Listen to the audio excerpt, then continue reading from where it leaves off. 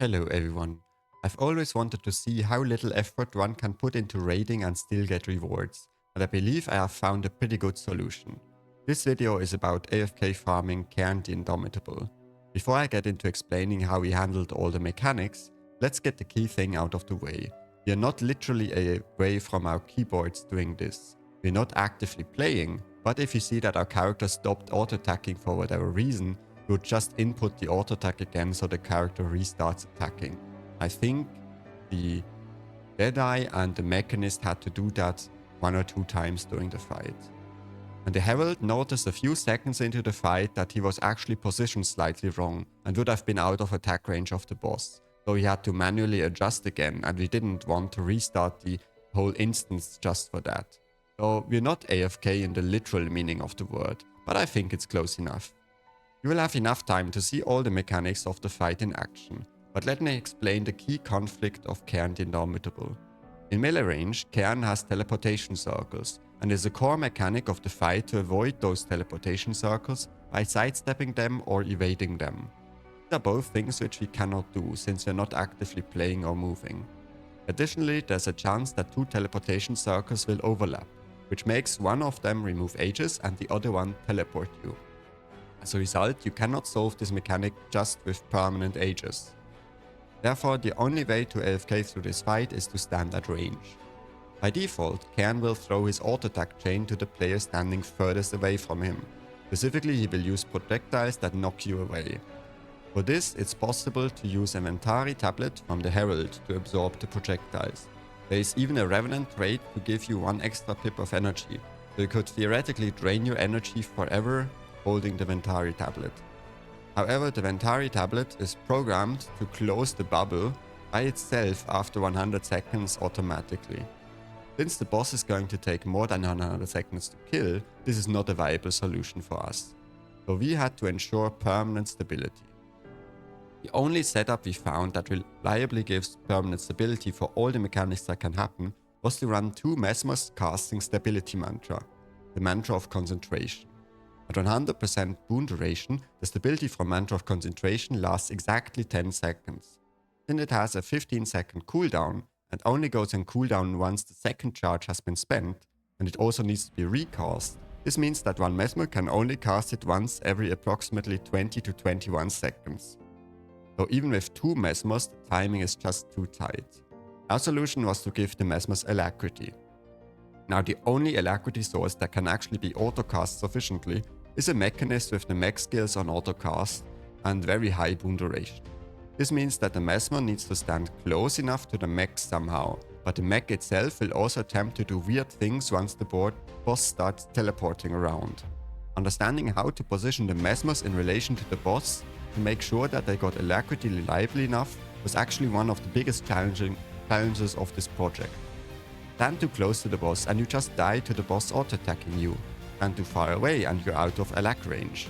Furthermore, every player needed to be within 600 range of both Mesmers to get stability, but also far enough away to not get clipped by any red circles that the Mesmers were baiting. Since the Mesmers did not have any auto-attacks enabled, damage from the Mesmers had to be very indirect. We made sure to passively spawn clones with Signet of Illusion, and then optimize the gear to deal as much damage as possible just with the clones. What glued the comp together was the Herald though. For Herald, you can actually give quickness, regeneration, swiftness, might and protection at 600 radius, doing absolutely nothing. All you need is a trait from the corruption trait line which gives you an extra pip to allow you to spend 6 pips without losing energy. The Herald stood in melee range to be able to auto-attack with a scepter which has 300 range. The scepter provided barrier to himself and allies in a 360 radius around him. Finally, we had to run one DPS player to carry us through the fight. We chose to run a Deadeye with two pistols, spamming the pistol free on autocast. The Deadeye grabbed the boss aggro by being the furthest player from the boss. This way we made sure that shards and auto attacks from Cairn would only cleave into the Herald and the Deadeye, which both had very good self-sustain. The Deadeye actually got by just running a relic of Zakiros. He did not even need her own trait in liberating position. It did not matter for our considerations that the Deadeye did not get alacrity from the mech, because the Deadeye was not using any cooldowns, And likewise, the Mechanist did not benefit from being close to the Deadeye in any way, so his main goal was to stay close to the mech and to keep the mechanical genius buff for as much as possible. This part worked pretty well. He only lost his bond to the mech in the last 60 seconds of the fight.